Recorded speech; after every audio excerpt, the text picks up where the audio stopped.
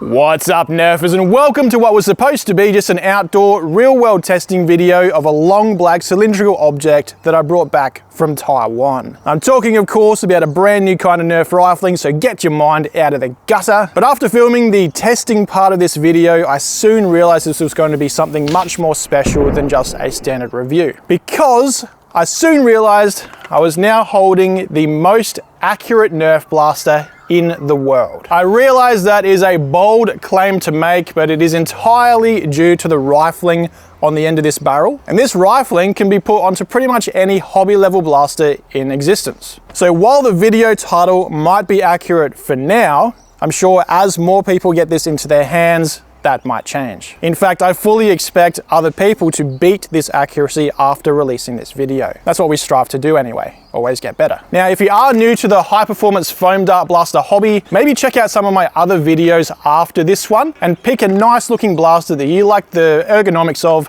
to whack this on the end of for better accuracy. Now, this bad boy right here is the first in a new category of Nerf rifling called a Super SBCAR. Designed by Rexfire and called Akasha. It's designed to fit on any 16mm outer diameter barrel, pretty much any blaster in our hobby space, and it adds accuracy to your darts by giving them spin, just like any other SBCAR, of course. But there's a lot more to it under the hood than just that. You see, Akasha was specifically designed for high volume blasters such as HPA or some of the higher volume springers that are pushing over 300 FPS. Initially, when the dart enters this, it goes into some physical plastic rifling, and that's where it's also met by 8 porting holes around the device, which gets rid of some excess air. After that, it then finally enters 18 bearings with 3 increasing in size porting chambers on the sides there as well. It attaches using a locking collar, though you do slide your barrel quite a fair way inside of this one compared to other offerings on the market. It does make it feel quite a bit more secure on the barrel as well though.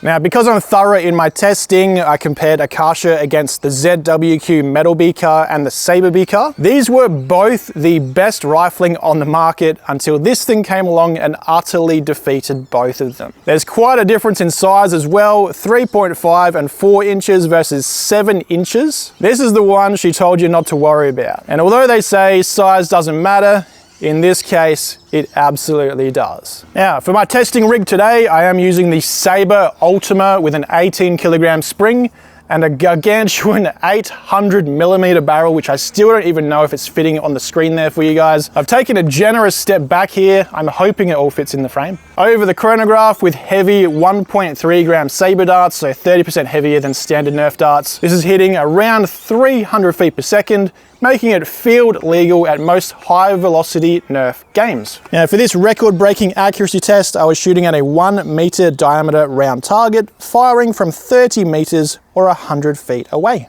That does, of course, mean I am doing the most accurate one first, which could be a bad idea from a video perspective, but I honestly don't give a fuck if you guys skip past this one to the results after. Definitely stay and watch this one though, because it is the most accurate blaster in the world right now.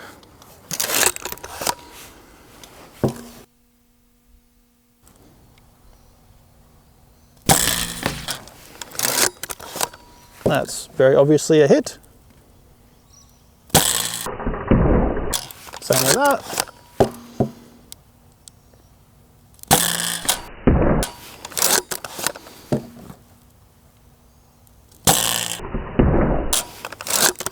Very consistent.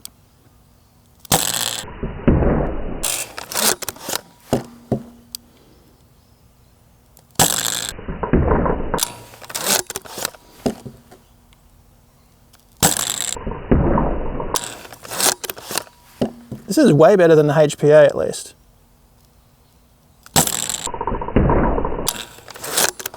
And this is why I chose a Springer over HPA over in Taiwan.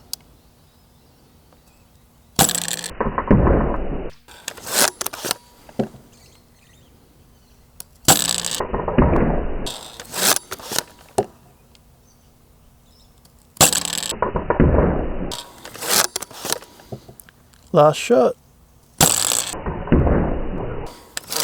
Oh no, there's a cup. For some reason I thought that was the last shot. There's actually 3 more.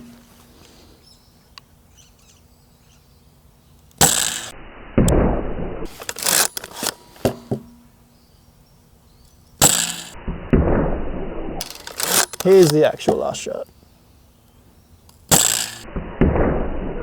Lovely.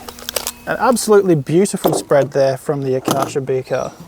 Today I'm also using a run cam scope cam. It's been a while since I had that on there for an accuracy test, but there is such a stark difference between the accuracy of this that you guys might think I'm pulling my shots if I didn't have that on there.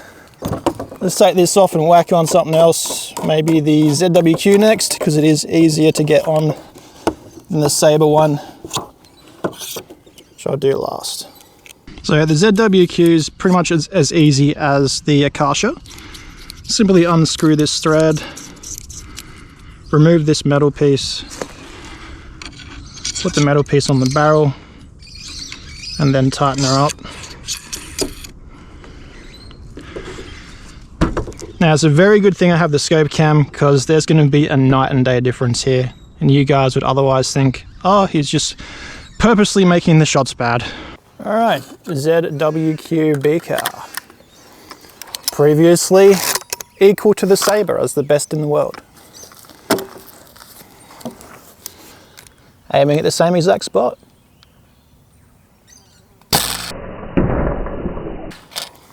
Went more to the right.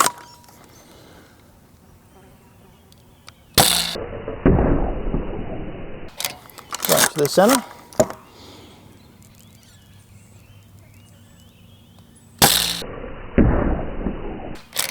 High and right.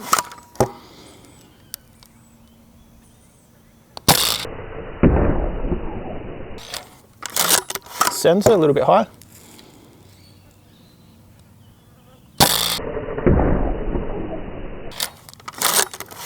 Just high up center.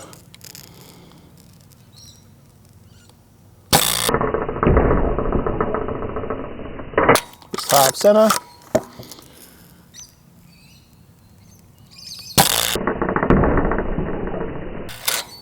Little high and right.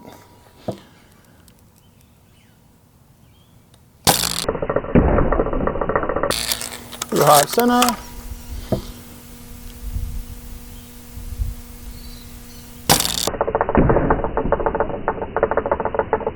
Little high and right.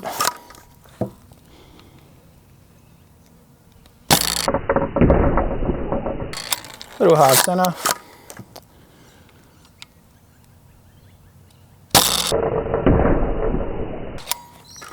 Similar spot.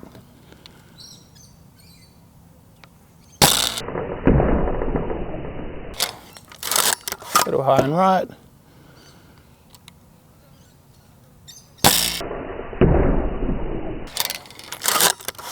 Just above center.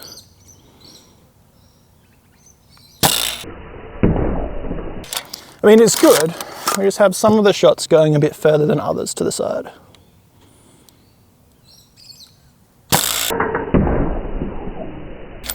There we go. Now you see with the Saber SBCAR in a second, it is quite a bit slower to attach. So I'm just going to pause the camera so they don't overheat while I do that. So the Saber SBCAR, unlike the other two offerings which just use a locking collar, it actually requires a screwdriver because it has 4 grub screws to do up to tighten it onto the barrel. Otherwise it's just really loose and would just come off. Spoiler alert, Saber, I believe, are talking with Rex about making a metal version of the Akasha, which will keep the locking nut design. So thankfully, I believe they are moving away from doing this. The other downside of using grub screws is you can off-center the rifling by over-tightening one of them more than the others. So to avoid that, I'm just doing them up loosely and then just giving them a tiny little bit of a nip. If you really crank one of them down, it can actually bend the rifling sideways. So now we're doing the Saber rifling, aiming at the exact same spot again. I believe it's about 3 or 4 years old at this point. Very good when it came out, best thing on the market.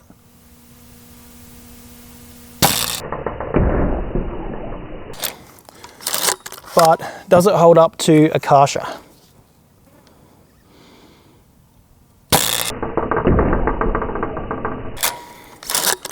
I mean, it is beautiful as well with its spread so far.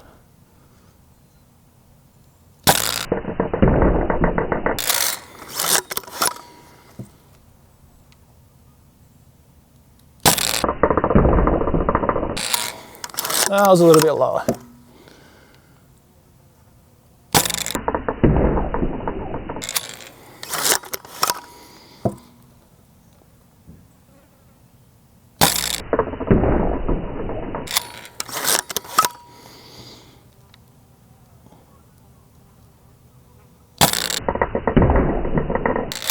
A little bit lower.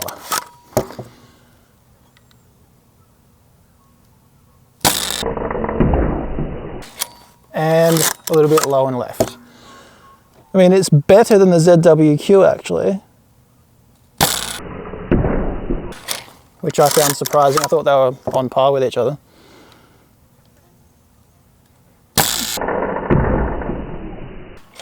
Okay, there we have a higher right shot.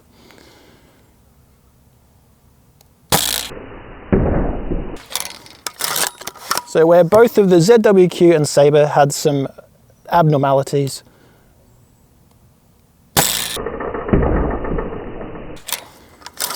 the Akasha doesn't seem to have that at all.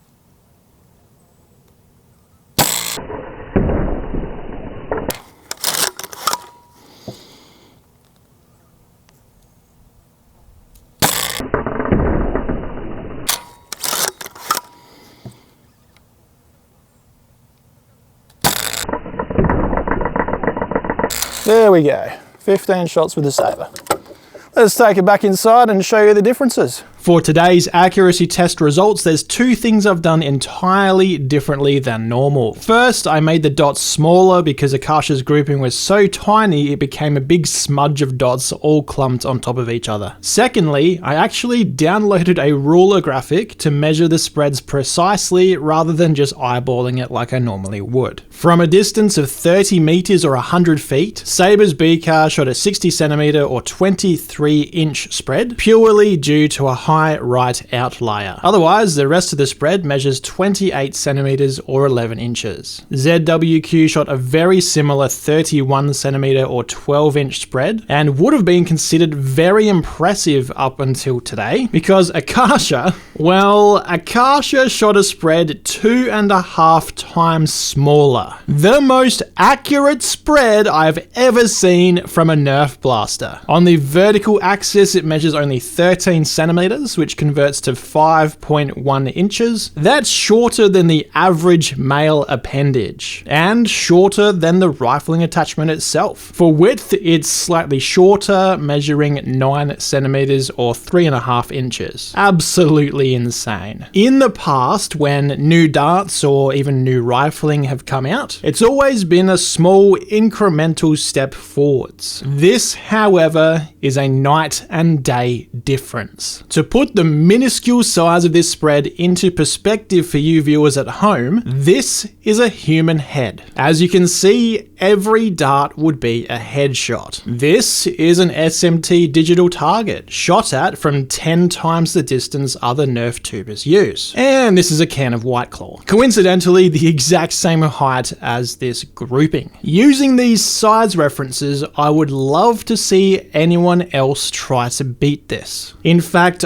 I would like to see someone beat it because then it would mean we've made an even bigger improvement. What more can I say? Contact Rexfire Studio if you want to grab one of these for yourself. I have no affiliation with him other than the fact he handed this rifling to me in Taiwan and he suggested I give it a test. I don't think he even knew how much of a game changer it was going to be until I showed him these results. If instead it was the Sabre or ZWQ riflings coming out on top in this testing, I could actually give you an affiliate link to go and give me money. But with the Akasha, I can't do that. Not quite yet, anyway. There's rumors that there will be a metal version of this, which I would love to get hold of for permanent use going forwards. There's been some leaked images from Sabre, which seems like they've decided to collaborate with Rex and produce what's called Akasha Axiom, a fully metal version with hybrid plastic rifling. So you can either get a 3D printed one from Rex, which I assume will be more affordable, or a more durable metal one from Sabre. Rex, you want to contact via Instagram, which is his preferred contact method, and Saber have a pre-order going now for the Akasha Axiom. I'll link both of them down below. I get nothing for sending you their way, and I'll also link everything else I used in the video to help get you started with Nerf, because this kind of video might draw new players into the hobby. By the way, for more experienced players interested, I also tested Akasha on my HPA blaster, but with its mechanical trigger and inconsistent velocities compared to the Saber Ultima, I didn't notice any real difference compared to current offerings. Akasha brings out the full potential of high-powered springers with their massive air volumes and turbulent air, which this design completely vents away. It could be beneficial to more consistent HPA blasters than mine is. For example, ones that use a solenoid, and I do look forward to trying that in the future with different design HPA blasters. To close off, it's simply amazing how far Nerf has come, and Akasha certainly isn't just an incremental step. There's a massive difference here compared to everything that came before it, but since I have it and very few other people do right now, let me know if you want to see other dart types tested with Akasha, because maybe one of them could do even better than this. On that note, that's all I have for you guys today. Like, comment, subscribe, and all of that. Here's 2 other videos you might enjoy. And as always, thank you very much for watching. Any of you new guys, check out some of my other videos and find yourself a nice blaster to couple with the Akasha. See ya.